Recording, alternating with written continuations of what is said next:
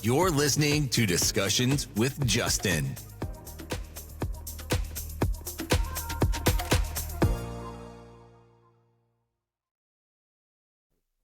And we're rolling. All right. Yeah, I remember to hit record. There's a few times where I forget to do it, and it starts, and it's so good, the conversation. It's like 30 minutes in, and it's like, do you mind if we can restart? Wait, can you say all that good stuff again? Yeah, I know. It's hateful, and it happens, right? Because you're just so wrapped up, and I got so much stuff here. Like, I got my audio interface, and I got work on the camera, and I got lighting in my eyes, and sometimes it happens, right? Yeah, man. But we're rolling. All right. So how's everything, Ernie? It's going great, buddy. How's the weather down there in San Diego? Huh? How's the weather down there in San Diego, right? I think it's it's like 62 degrees a day. Little chilly for us. You see people out there in parkas and stuff. It's like, it's crazy, man. Yeah, well, it's t-shirt weather for me, right where I'm from. That'd be t-shirt weather. Yeah, you'd be out naked running around in the pool. Oh God, yes. So what else is new down there in that part of the world? I see that Trump got sworn in today. Yeah, I'm excited by it. A little over half of America is excited by it, and there's the other half that are not liking life today. But he actually too bad for them. Yeah, he actually gave a pretty good speech, man. It was, from my view, it was kind of positive. I mean, like the direction that we're headed, right? Mm-hmm. I wasn't a huge fan of the crap that was going on prior, but it is what it is. We can only control what's around us, man. We can't control the whole shit and shebang, right? Well, that's the thing. Like, I watch on the news, there's a lot of people down on Trump, but it's like, you know what? In his years prior to getting reelected, he's lowered the unemployment rate. He's opened more factories up. He's super strict on the border. What's the issue here? A lot of it, like, I get it though. Like, I get part of it, right? Because he says stupid shit. Like, he says absolutely stuff that does. But he's done they all say that, don't they? Well, that's the thing, right? Like, he's a businessman. He was never a politician. And if you go in a locker room or around a bunch of guys, you're gonna say stupid crap. Like, you're not polished, right? So he was never polished in the world of politicians. But the good thing about him that I think, he says stupid shit sometimes, but like the stuff that he committed to for that first time, he tried to do most of it. And now this time, I think that he has a better understanding of what's going on. So he brought, in my opinion, some really good people in around him that he's going to get stuff done. And, if we're all better off by paying less taxes and making more money, and then somebody that has a wiener thinking they don't have a wiener and want to be called a he, she, dog, or whatever the hell it is, and they get their feelings hurt by it, and then, I apologize, but I'd rather keep, But that's the thing. That's what it seems like. The ones that are offended by it is the ones that don't know what they are. Like, people identifying as cats and dogs and everything. Yeah, it's crazy. Or guys trying to fucking go into a little kid's locker room and that drives me so. Or men playing freaking girl sports. When you start hurting people, when you're a 220-pound dude and you're like the volleyball person that was playing or playing over here in California, and they were actually like, it was hurting people, like smashing the ball in people's face, like girls' faces. And there was people like, they just said, nah, we're not going to play. And there was even one of the schools backed out in the national championship game, just said, nah. Yeah. Well, my theory on that is too, it's like the incident at the Olympics where the guy identified as a girl and everything. The boxing. Yeah. So, okay, here's my theory. So, you're a girl, are you? Yeah. Let's test you. Drug test you. Oh, there's testosterone in your body. Well, you failed. Well, it's the same thing, right? Because like if like when the people were using all this the enhancing drugs, Mhm. right? If you're not allowed to cheat as a man and can't take enhancement drugs, so then what? You just move over and use your enhancement in your muscle skill, because there's differences, man. There's differences in muscle structure. There's all that Everything. stuff. So it's almost like going over to that side and being able to cheat. Yep. Absolutely, because they couldn't make it as a male in their own sport, so they have to go over to the female side and dominate. Like, get real, get real. I mean, I don't care what you are, who you are, or what you identify as, but like, let's draw the line here a little bit.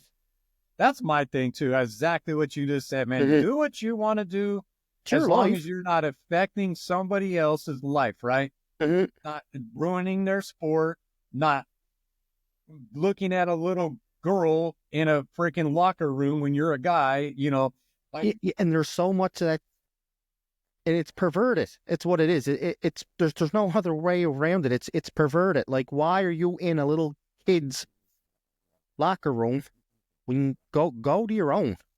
yeah. Like, go to your own. That's one of the things I liked about Trump. He said there's only going to be going back to two genders, male and female. And that's the way it is. I mean, it pretty much is, right? I mean, there's what is it? One out of every 100 or 200,000 people are born with both, like the transvestite, right? Or the not transvestite, damn, I can't even think of the name of it, though. But when you're born there's with so both many of them. There's just I so mean, many of them. it's so rare. I mean, but that's a medical thing. But Mhm. in general, right? It's just, I don't get it, man. I don't get it. But we're Back all to Trump, though. I think he's going to do great things again, like he did the first time. Like, one of the things, that, and I'm Canadians, but like that really pushed me to be a Trump supporter is, I forget what country it was. They released some kind of chemical on their own people, and it affected, young kids and women and everything. Do you remember that? Are you talking about the vaccine that they force everybody to have? No, I'm just kidding. Yes. Watch me getting pulled off Spotify. Yeah. Oh shit, you're out. I'm gone. Thanks, man. Yeah, sorry, bro. Like, yeah, I kind of vaguely know what you're talking of. And he went above everybody to get a pass on it and just said, bomb the airstrip or bomb their military base or something. Dude, he's done a couple pretty like badass things that like when Iran, when they were doing all their crap, or actually it was Al Qaeda, right? Yeah. And he told Al Qaeda, he showed that dude a picture of his house. He goes, one more death, all this is gone. Yeah, and he doesn't mess around. Like, he just like, be civil. Yeah.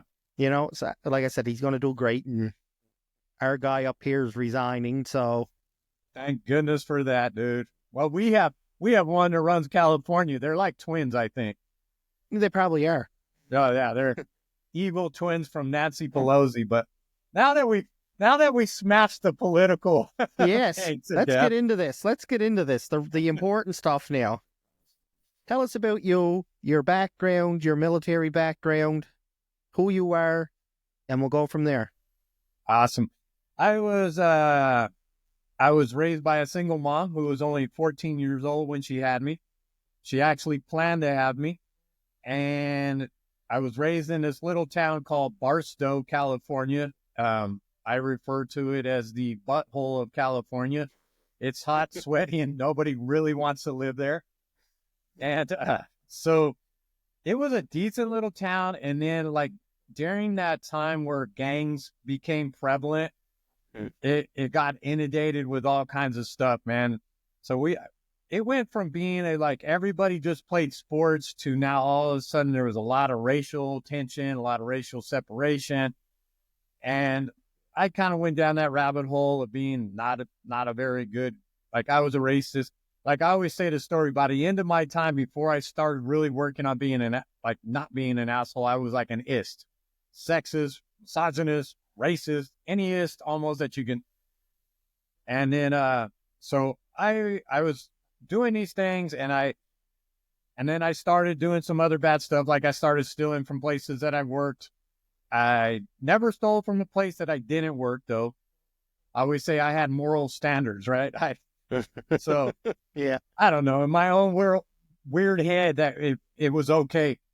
So the same week that I found out that I was going to be a dad, right around that same week, I got in trouble for stealing from a job that I was at. So then that's how I ended up going to the Navy. I was like, dude, I have to change. I have to do something different. Wow. So I And went in how the old Navy. were you when all this was going on? So I started working when I was like 15 and a half. Okay. And then shortly after that is when I started, making my pay a little higher. And that's the way. Yeah. That's how I was, well, they weren't paying me enough. I have to, I do this, whatever. Take matters into your own hands. Yeah. Instead of getting better and getting a better job or whatever, right? Mm-hmm. So I was, I got in trouble doing that. I was like about 19, just after high school, 19, 20. Got in trouble, decided to go in the Navy. I thought I was going to be like a Navy SEAL because I was in freaking good shape, dude. I was like 225 pounds, like 10%, between 11 and 13% body fat. That's all I like to really do is work out. But luckily I didn't go into the SEALs. I did the nuclear Navy because I would have rung that bell the second day. I was such a mental like midget. I was horrible. Like I just didn't have no discipline, right? Yeah, I guess that mentality of mental toughness, maybe, is that the word I'm looking for? Yeah, resiliency, mental toughness, grit. Like I would quit on anything as soon as it got hard. Like I would do everything up to a point, but as soon as it got extra hard, then I was done. Like it was like, no more of that, right? Mm-hmm. No, I get what you're saying. And that's brutal training. All military training is brutal, but like I think special ops, I think that's an extra. Yeah, no, you know what I'm trying to say? Like warrior mindset, do or die. Yeah. Dude, it's crazy, man. But the school I went to, it was a nuclear school, and at that time it was rated the third most stressful educational school in the nation.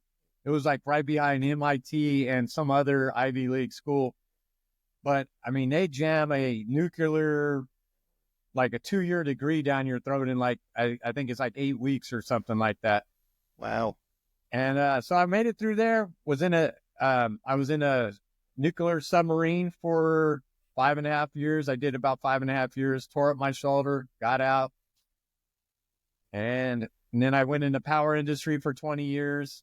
And then California, we stopped needing power. So they shut down all the power plants. And then we all get to pay a lot more because we bring it in. Mm-hmm. So I went into car sales. And then after car sales, I quit that. I decided to write a book. And now I coach men. That's kind of the quick jump after that. Yeah, no, but I want to go back up for a minute before we get into your book and everything. What was it like? What was life like living on a submarine, and how long at a time would you be gone for?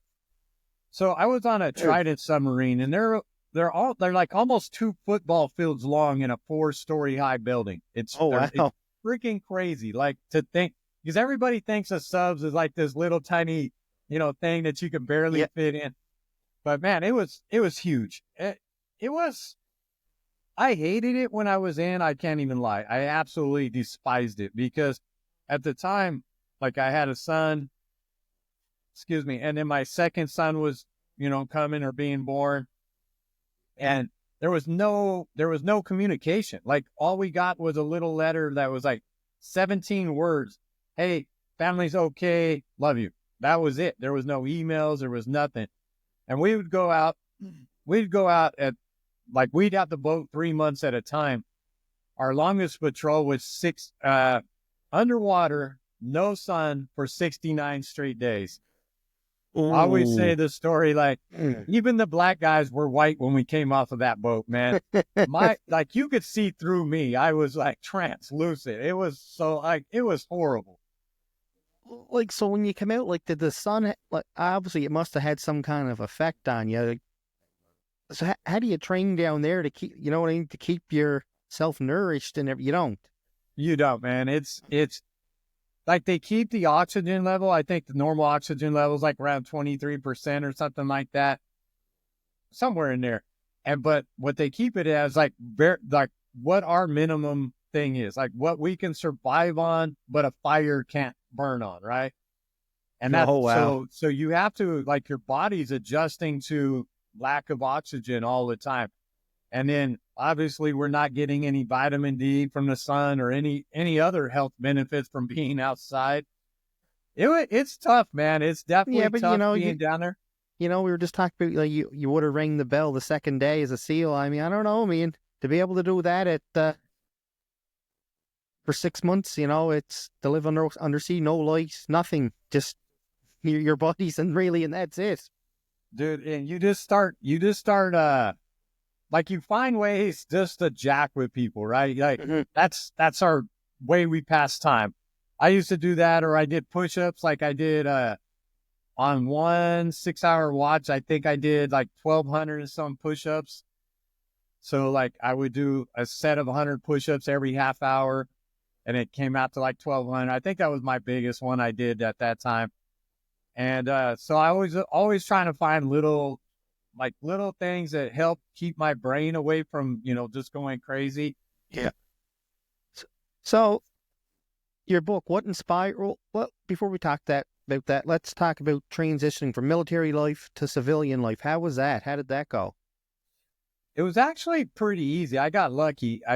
On my way out, we came back to the hometown Barstow, and when I got there was a scout, one of my old scoutmasters. He reached out and he said, "Hey, you just got a nuke program, right?" And I'm like, "Yeah." And he goes, "We have a position open up at the power plant. They're switching companies and they're looking for a journeyman machinist." I'm like, "Okay." So I go out there, dude. I get the job, and like compared to the Navy pay, I thought I was like God, dude. Like I was like, "Oh crap, dude! I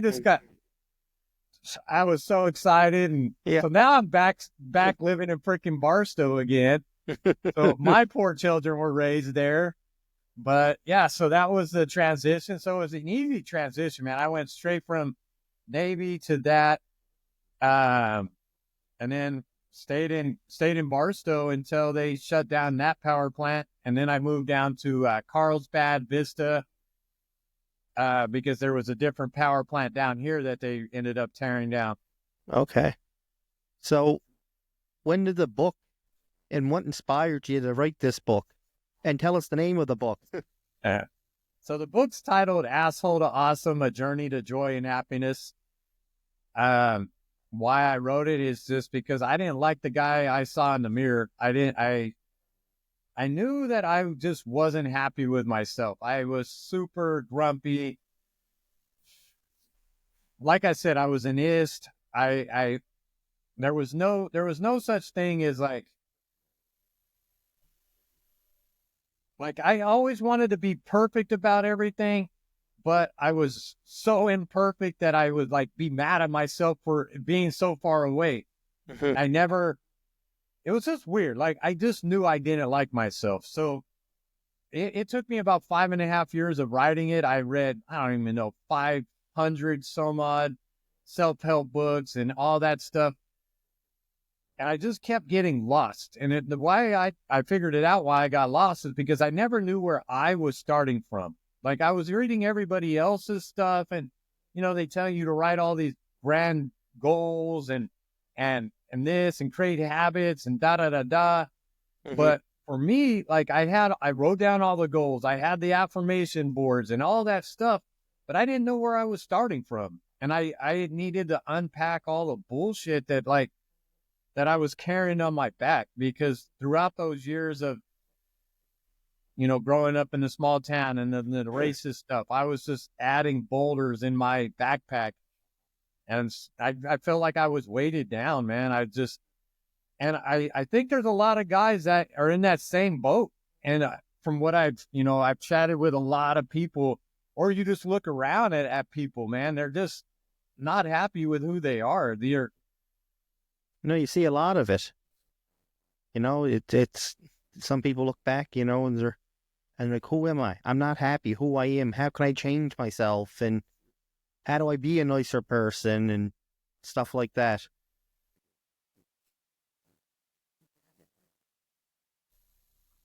You still there? Sorry. That's all right. Yeah, no. Yeah, I had a little glimpse of my end here, too. Yeah, I think we did it at the same time. I'm like, uh-oh. Yeah, no. So what are some key things, like what are some of the things from your book that you believe that resemble most with men looking to transform their lives? So, like, for me, my things were like what I had to learn was forgiveness, gratitude, empathy, and then I do an act of kindness like every day. And that's where, like, I found that worked for me because, like, the big one was I didn't have any forgiveness. I hated my dad to the day he died. I didn't care when he died. It had no impact on me at all. And and then for me, I made a bunch of errors and different things, and I couldn't ever forgive myself. But once I was able, that was my first thing. Like, once I was able to forgive myself and know that I'm not perfect, I'm never going to be perfect. All I can do is be better every day and just in my own way, whatever that is, whatever my path is, I have to be better at it. Yeah. And once I did that, and then I learned forgiveness, and then gratitude was the next thing. Like, I was ungrateful, man. There was a lot of crap that I took for granted. And I think a lot of people take stuff for granted, I have a saying now, like, you can be happy with who you are and where you're at, but never be satisfied. Because Absolutely. you have to be growing and have to be getting better or you're getting worse. That's just the way the world freaking works, right? Yep. And so what I learned was being grateful for what I had. Like, I'm grateful for my freaking, my hands, my hair, my body, Life. everything, anything, Yep. right? I'm grateful for the freaking little bee that just flew by the window.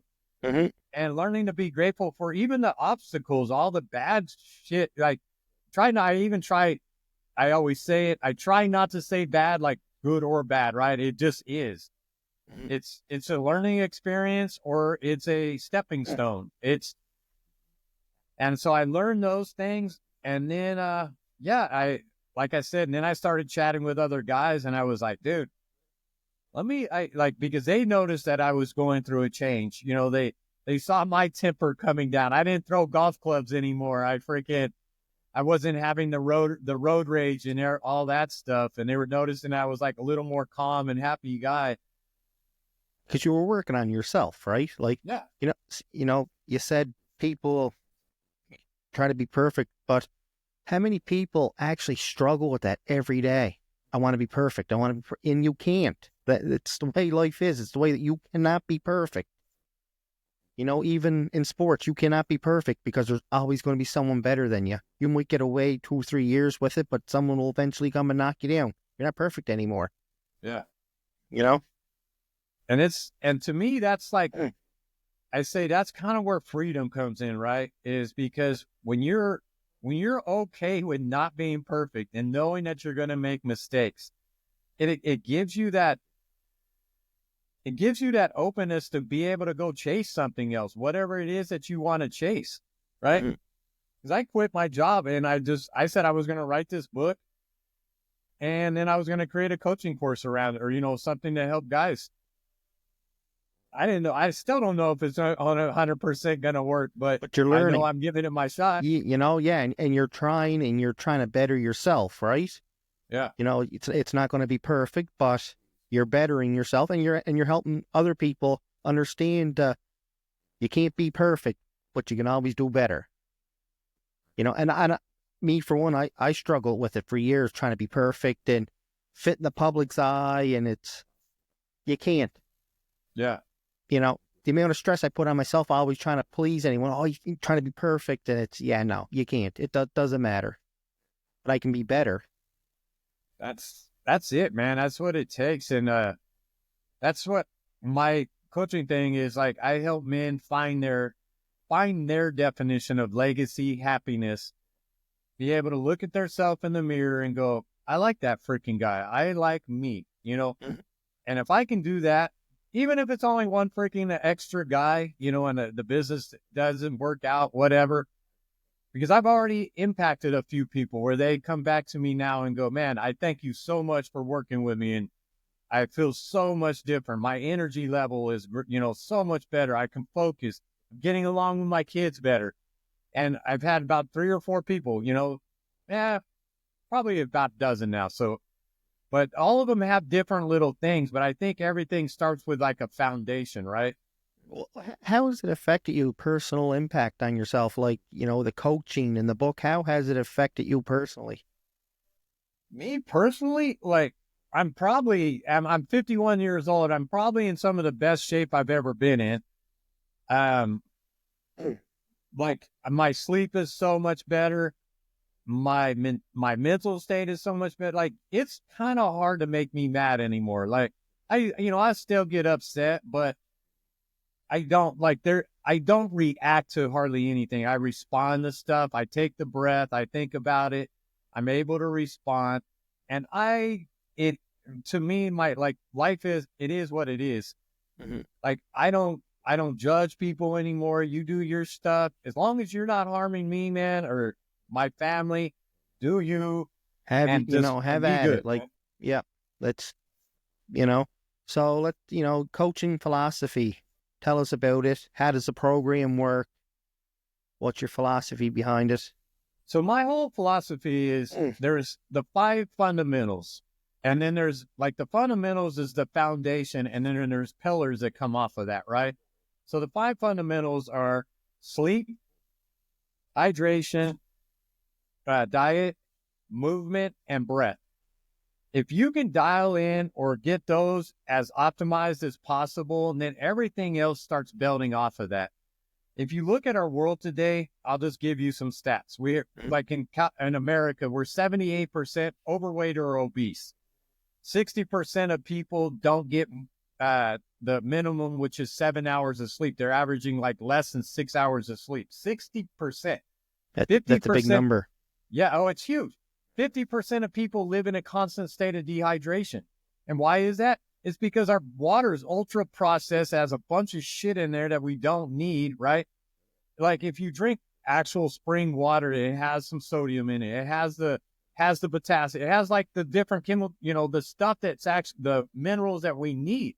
But that's all been stripped out and given to the other shit. So like I've figured out some of that stuff. And then movement in America, like at 5,600 steps, or, you know, that's kind of a roundabout number.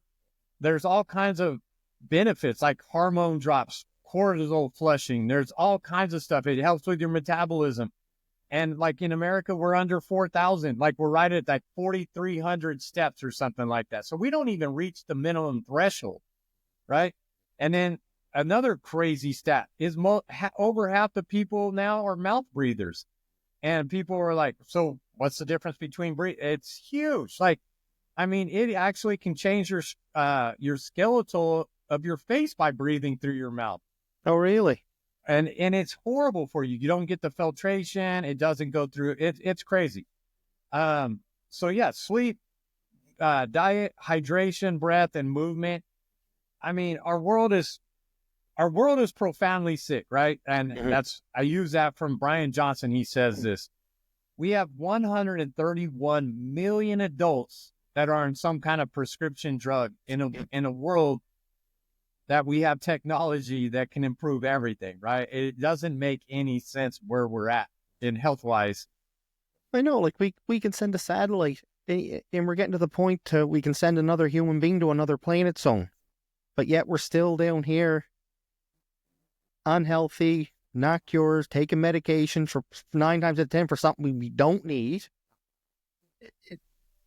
Dude, scary. For myself, I had depression ran in my family super bad. Like I had an uncle kill himself. My mom suffered with it, like some bipolar and depression. Me and my brother both had depression really bad.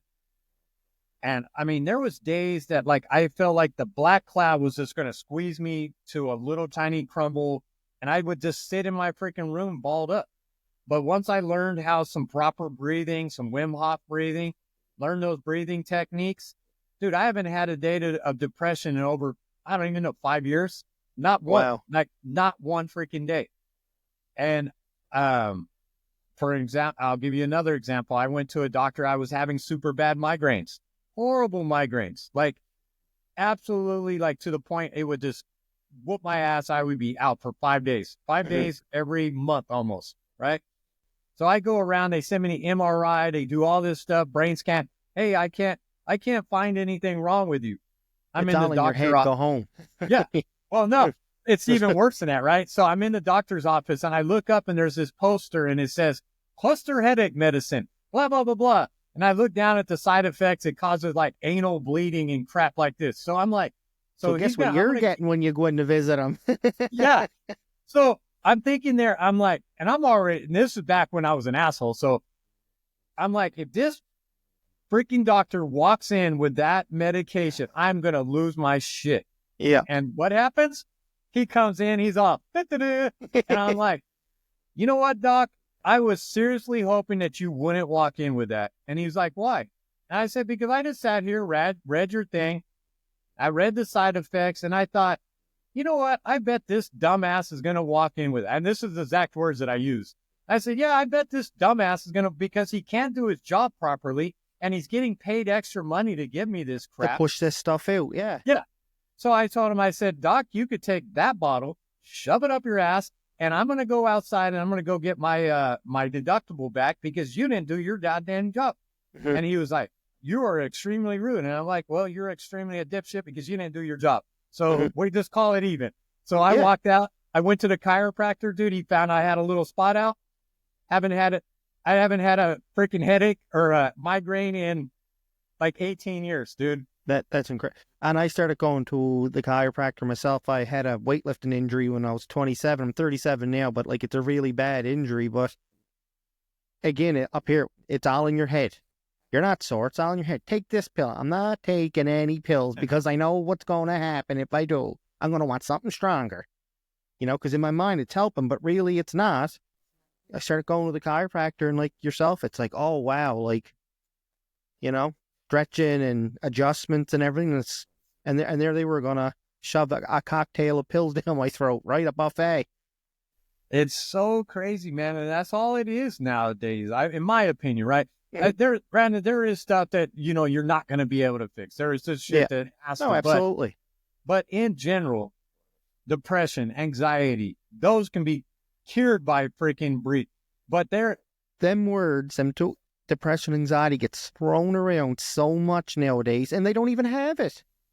It's just because they feel sad about themselves because they don't have as much shit as the next guy, right? Yeah, they're comparing that's themselves not to somebody depression else. or anxiety. That's just you being down on yourself. Do better. Exactly. You know? But when they go to the doctor and they said they feel really depressed, now they can give them a doctor. Yeah. And now I don't feel depressed and I feel so much better. And that's the problem, man. It's like, and that's the thing. And it'll set them back so much more because then it goes back to, well, I want something stronger. Well, I'm not going to my doctor. I'll go in the streets to get it. So now you're jealous because so-and-so next to you has this, and that, and you don't. But now you don't even have the house anymore. Yeah. Because you lost it, right? And that's part of my coaching also, man. It's like, dude, you've done that. Whatever you did in the past, right, it's gone. Mhm. And that's that forgiveness. And that's that next level. Those goes along with the next pillars. It's in your past, so it's now what? Huh? It's in your past, so now what? Yeah, you can't change it. It's already back there. It's done. There's nothing you can do about it. Mm-hmm.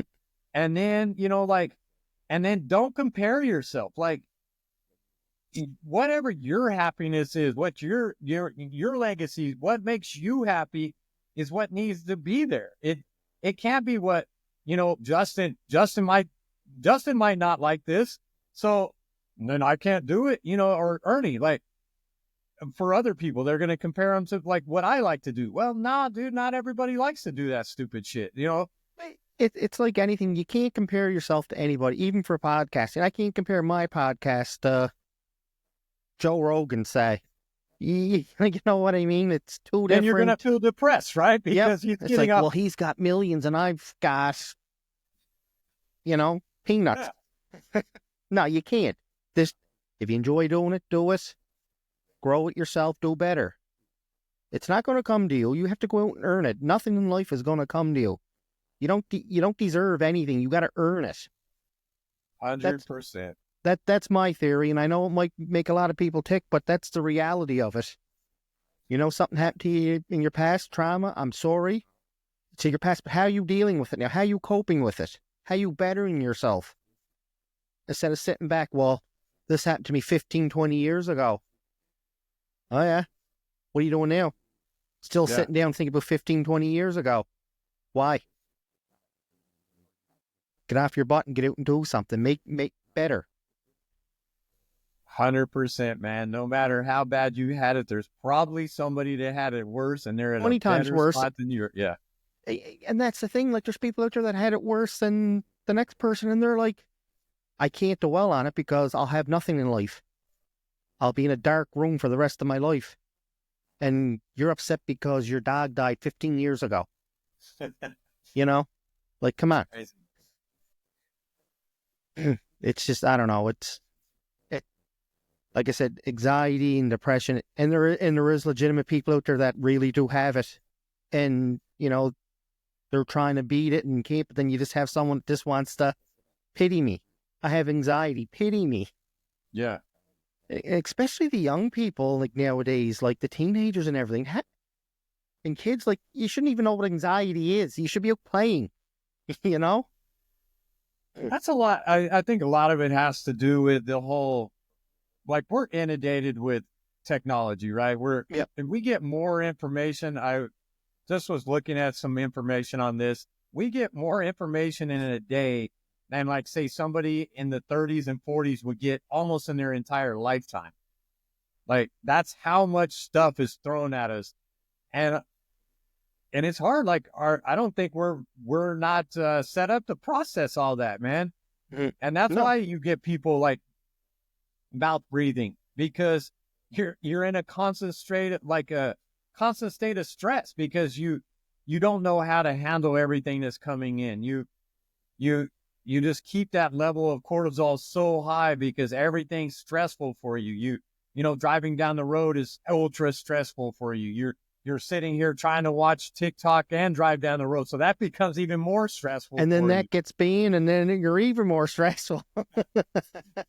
Man, it's just crazy, man. Like, it's again, I take it back to those fundamentals. If you can learn to dial those things in, because your physiology drives your psychology. That's like kind of what they say.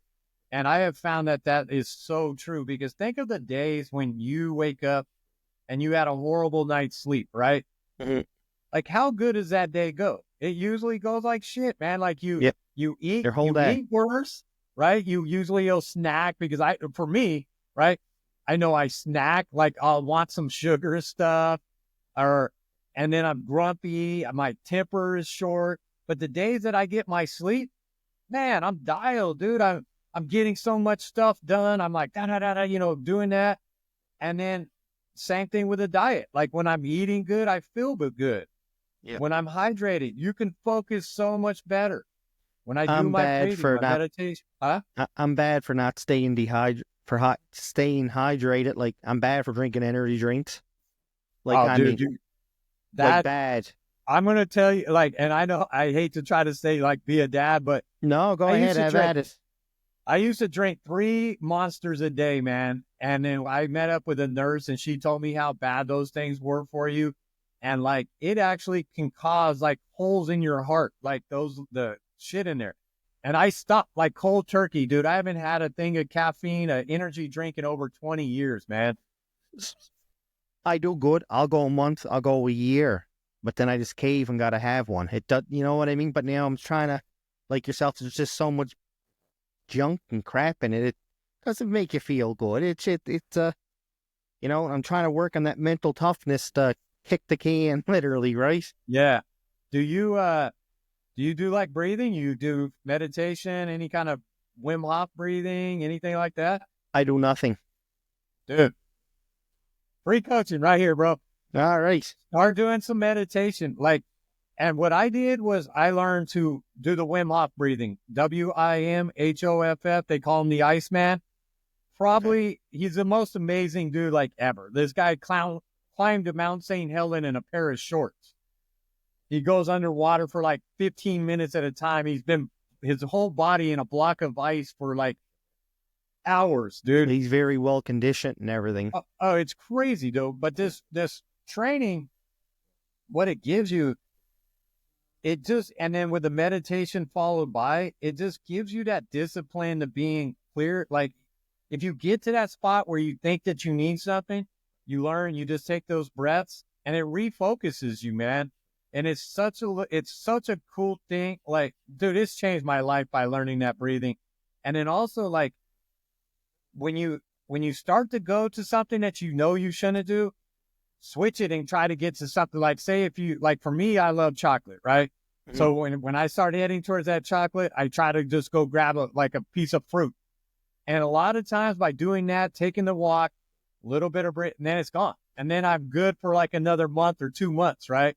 It's all about just getting rid of that habit, separating that connection. So when you say meditation, how do you meditate?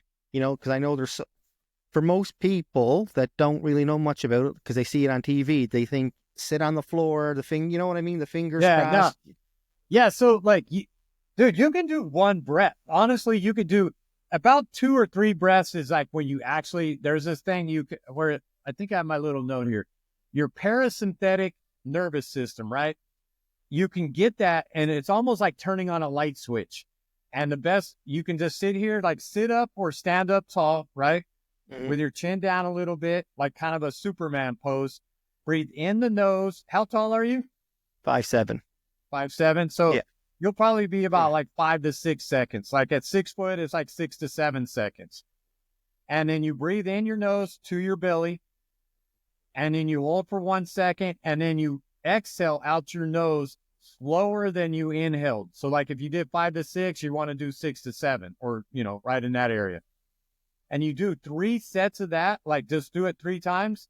And dude, you'll feel like your stress levels drop away. Whatever, like you're able to, like, it almost allows you to take back control of your brain. It's so cool. It's super fast. And the better you get at it, you can go throughout the day. Like every once in a while I'll be in the car and I'm like starting to feel my agitation rise because I'm stuck in 2 hours of traffic, and I'll just do it.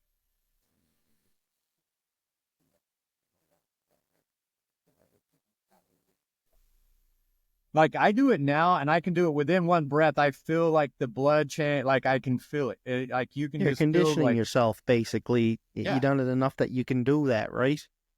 And it's just practice, man. It's just like anything else. When you went to the gym, I'm sure you're a big boy. I'm sure you didn't walk in lifting 315 straight off the plate, though, right? Like now 400. I tried. No. For me, when I first walked in, I was 15. I think it was just the bar on the bench. Yeah, that was it. No weight, just the bar. That was enough. And it took you, and then you progressed up to, whatever you get to. And it's the same thing with meditation, same thing with focus. It's all a little muscle, right? It's a muscle that we don't use. And learning how to control your brain, because what it is, it allows, think about this real quick. How many people cannot sit in a room by themselves for 10 minutes without having some kind of stimulation? Mm-hmm. Like most people can't do it. My wife can't do it. Like she has to have music on. She has to have dude, I can sit in a room probably all day long and just sit there and be okay with my own thoughts and be okay with me. And I wasn't able to do that until I learned how to breathe properly, how to, focus, how to slow down whatever's going on inside of me and be okay with myself. So what are some challenges for coaching this that you face? The biggest challenge I face is the messaging and the marketing, right? Because my whole message at the beginning was balance. Because we're out of balance. There's you can't, nobody argued that we're out of balance, but everybody argued the whole point about balance, right? Because everybody goes, oh, to be successful, you can't have balance. But everybody, that's the definition. Everybody goes, well, you have to have 8 hours of sleep, 8 hours of work, 8 hours of family time. Yeah, that's shit. That's a fairy tale. You can't have that. But what you can have balance in is you do need that 7 to 8 hours of sleep. And then you balance out your diet, your hydration, and all those other things. Now you're functioning so much better that what used to take you 13, 14 hours to do now only takes you 7 to 8 hours to do. Now you opened up some extra time to actually be with your family. And then, you know, you got to communicate with them that, hey, this is what's going to go on. And it's the whole thing. And that was the hardest part. So I had to rebrand and change the messaging because people didn't like that messaging. Mm-hmm. Even though they liked it once I had a conversation with them about it. But if I have to go for 30 minutes and go da da da da da da da, and then, you know, I'm not gonna be able to market that. No. You know, even with my podcast, I'm kind of like the same way with marketing strategy, trying to get it out there. There's just so much. And, you know, that's why, because I had a podcast a few years ago, fly fishing. Great it was, you know, very informational, learn how to fly fish, blah, blah, blah. But there was only so much you could talk about. Because it's only one subject. Yeah. And it's like, I enjoy doing it, but I want to learn more. I want to get more, you know what I mean? I want to learn about psychology and ethics and ADHD and everything, you know, like meditation. And I want to hear people's stories. So I shut the fishing one down for about a year and I started this one up, and it's from this time last year to now, it's changed so much.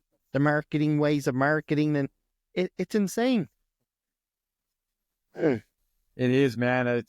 This world is moving rapidly. It's gonna just keep increasing. I mean, the power of AI is just it's incredible, right? I'm hoping it doesn't replace us, you know, the podcasting people. Someday you might have It's robot. Going to. It's going to. AI is going to take over everything. But if you think about it, though, like it can take over certain things, right? It can take over building a car easy. It can even take over like answering a phone and doing that.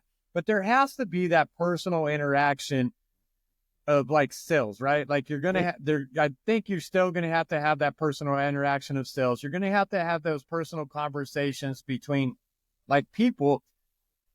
Granted, those things are getting so smart that you can have a conversation with them, but there's still not that emotional aspect of it. Hey, that I've been through this much shit and like, this is what I've done.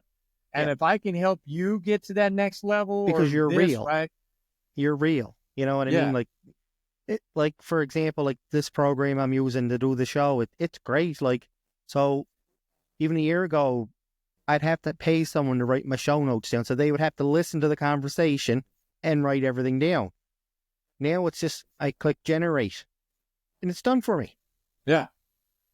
You know what I mean? It's like, wow.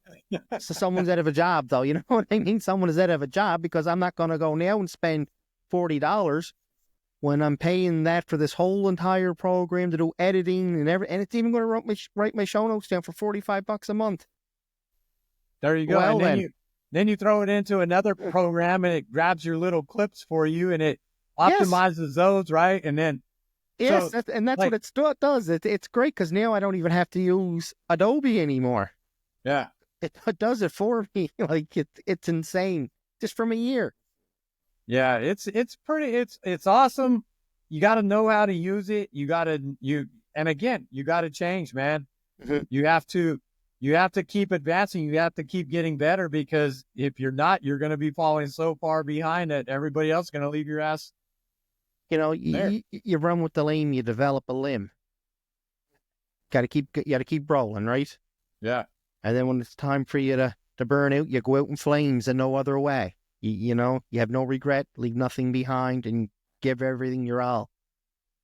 That's my philosophy or my take on that. Dude, that's how it is, man. That's how I agree. Like, I try to this is my thought nowadays. I know I'm not going to be perfect, but from like my book, it's called Asshole to Awesome. Awesome is like a destination that I know I'm never, ever going to be 100% awesome, right? But what I do is enjoy the process of every day trying to get 1% better. Yep. And whatever that better is, right? Maybe like right now I've been doing this thing where I do 300 push-ups every day. I'm shooting for 100,000 push-ups in a year. And dude, I do them so easy now. It's like, it's almost boring, but I have to finish this first task.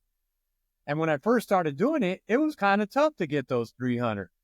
So I got those. Now my next thing is like, I've tried to find the hardest push-ups I can possibly do and be able to do 300 of those, right? So it's 1%, like whatever it is, it's 1% better than that crap. And then if I did a push-up, I would probably tear my pecs because I have so many injuries from being a competitive power lifter that just even talking about push-ups, I can feel everything ripping. You're like, oh, yeah. So you were, see, and I was trying to do bodybuilding back in the day. So I'm jacked up too, dude. My lower back, some shoulder issues. I was wondering if you were a power lifter. I was, yeah. I competed, and the reason why I stopped was because of a bad back injury. Like, I'll tell you that later. But I got back into it last year. You know, finally I said, I'm going to try it again. I get into it and I was feeling great. And then my diet, I was consuming too much protein that I was going into kidney failure if I didn't stop. Right? Same here, brother. So I stopped, and then I never got back to it. Yes. It's so funny. You got to be in balance, man. You got to have, like, if you take too much protein, you're going to jack up some stuff down here, because I have the same thing. I have that whatever stage kidney failure. So I can't take over a certain amount of protein. And what you do is you just adjust, man. Maybe you bring in some like clean fats and stuff like that, because now, but there's a way you can be in some fantastic shape and not have to take the. Absolutely. My problem is Rome wasn't built overnight, but I was. That's my mentality. Yeah. I was. So I want to be 280 pounds tomorrow morning when I wake up, first day at the gym, right? Yeah. And after having such a long layoff, and it's like I'm back and I feel great and I feel good, and then it's like go. Try to get to where you were 20 years ago, and living in the past doesn't work. It's done. That part of me is over. Dude, just get back in it, man, and just, you know, and the best way of creating, like, and this is what like the part of the coaching course again is creating good habits and getting rid of bad habits, right? Mm-hmm. When you're creating good habits, you want to make them so small at first that you feel stupid not doing them, right? Yeah. And that's how you create good habits. So you just start over time, and then you just keep increasing it as you go. And then getting bad habits is like, you try to get rid of like this stuff. Like, say if your bad habit is eating chocolate, for me, right? I just try not to have chocolate in the house. So now if chocolate's not in the house, I'm not going to drive over there to get chocolate. So now that habit's like eliminated. Even though when I want chocolate, like, I'm going to want it. There's days I'm going to crave it, but the chances of me doing it now are less because it's not here, right? Whatever your bad habit is. Maybe your bad habit is drinking or whatever. And that's the thing. Like when I was at the gym, you know, back to the energy drink things, when I went back to the gym, I never craved for one. I never looked for one, because up here it's okay, I'm back now, and they're not good for you. Yeah. You know what I mean? It's so that's your like a little trigger, right? Mm-hmm. So like for you, if you're in the gym, then you have that energy, you feel better, and now you're not going to drink those energy drinks. So if you start craving those energy drinks, you need to go do some movement, right? Mm-hmm. Maybe it's not quite the gym right now, or maybe it is. But if you get that movement involved and you get that energy back up naturally, now it's going to start rewiring, resetting that brain. And you're going to go, shit, I don't need that, man. I feel good without it. Mm-hmm. And that's where I think a lot of people need to just get to, is being able to figure out what the trigger is, what causes like that, right? What causes you not to feel good? What causes you to get angry? Why do you get mad at this or and here? So now you start picking those little things apart and you pull it out, and then you know what triggers it. So now you set yourself up where you're not ever in that triggered situation. Yeah, no, you're absolutely right. And the funny thing is, like when I went into the kidney failure and I stopped going to the gym again last year, I went from March right through summer. It was October. I don't know what it was. I just took a trigger. I want to have one. It's like, oh, wow. And then I have another one. You know, the most I've ever drank in a day, I think, was like 6 or 7. Oh, crap. Yeah, I don't do it like that. I go, you know what I mean? Like, I'm down to maybe about 3 or 4 a day. But before, it was bad. Are you still drinking those 3 or 4 a day? 2 to 3 a day. Yeah. I'm slowly. All right, Like, buddy. We're going to do a challenge, man. all right. No more of that shit. Like, go do some movement. Like, do you walk, hike? I know it's freaking cold as shit up there in Canada.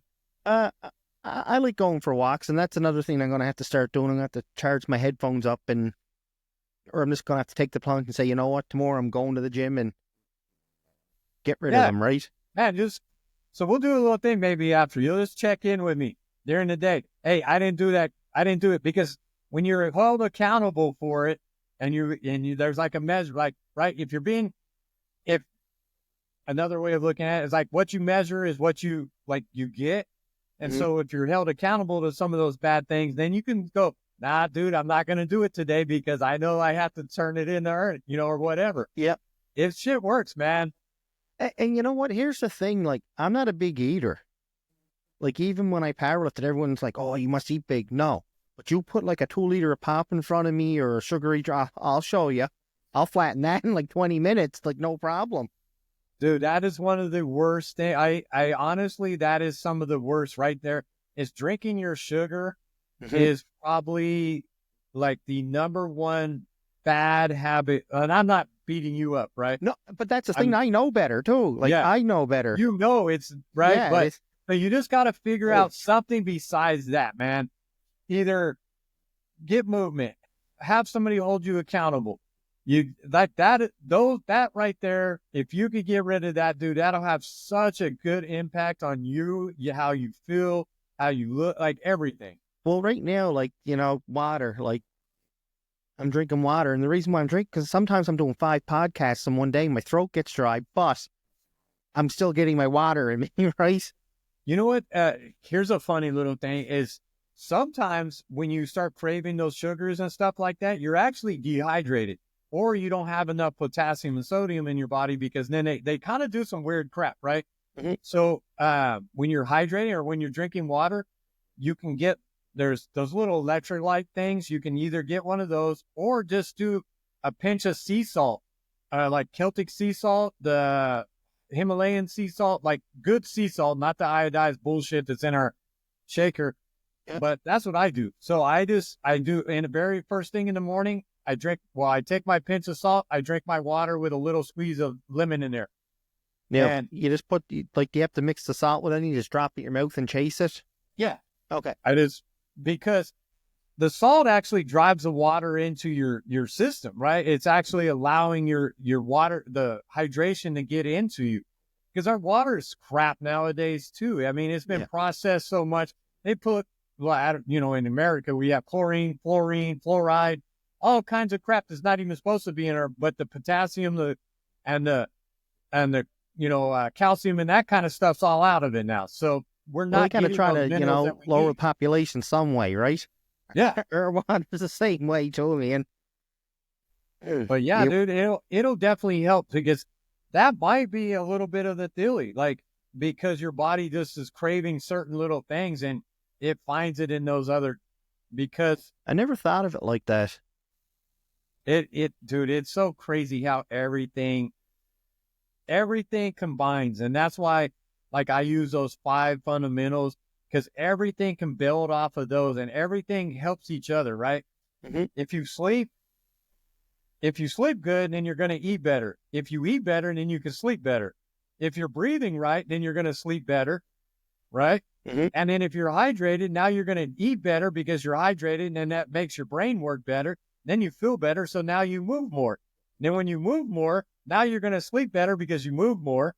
Your diet's going to be better, and it helps your metabolism. So, like, they all play off of each other, and like, having one of those out of whack, dude, you're now, like, you're rolling on it's like taking one wheel off of your car. I know I'm using 5, but it's still, it just throws everything out of balance. No, you're right. And, and for me, like, if I drink a coffee does more damage to me than an energy drink, like, with energy wise and crash wise. Like, I get really shaky off a coffee, but in an energy drink, I don't. Makes sense? That's kind of strange. It doesn't make sense, right? I haven't touched caffeine in like 20 some odd years, dude.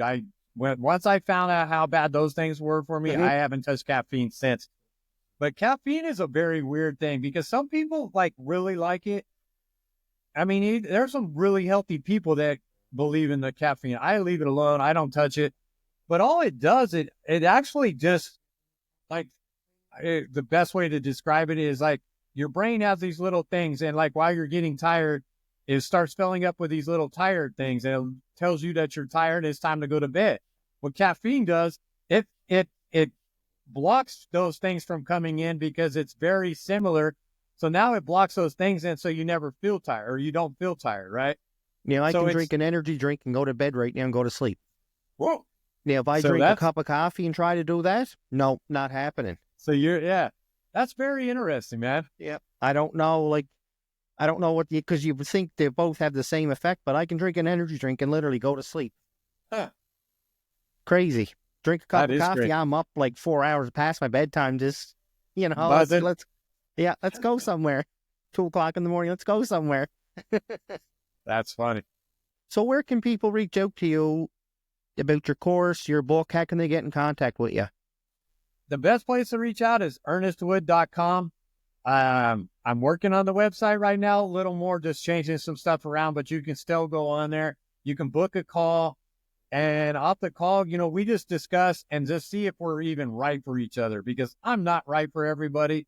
Mm-hmm. I know that, but I'm okay with that because it's honesty right there. Honesty. Yeah. Like, I'm not I can take your money, but we're probably not gonna, That's what I try to figure it out, man, because I am not that kind of guy who's going to tell you that, hey, you're doing a great job. Now I'm going to tell you, hey, now let's pull your head out of your ass. If you want, if you want this to happen, it's on you. Like, I'm going to give you the freaking steps. You can lead. My buddy it's always saying you can lead a horse to water, but you can't make them drink it. Yeah. Yeah, dude, that's exactly what it is. So ernestwood.com, we can schedule a call. You can also download a free copy of the book. If you like to pay for the book, it's on Amazon, and all profits are going to help this little dude who has leukemia. He's 7 years old. I met him over in Hawaii. He's a freaking awesome little kid, but going through a really tough time. And so after he's all the way, healed up, then I'm going to find somebody else similar, and all profits just go to help people like that. Awesome. That's my little act of kindness. So everyone listening, check it out. Head over to Amazon and get you a copy. Ernest, it's been great. Let's keep in touch. Justin, and we'll have to do it again. Yeah.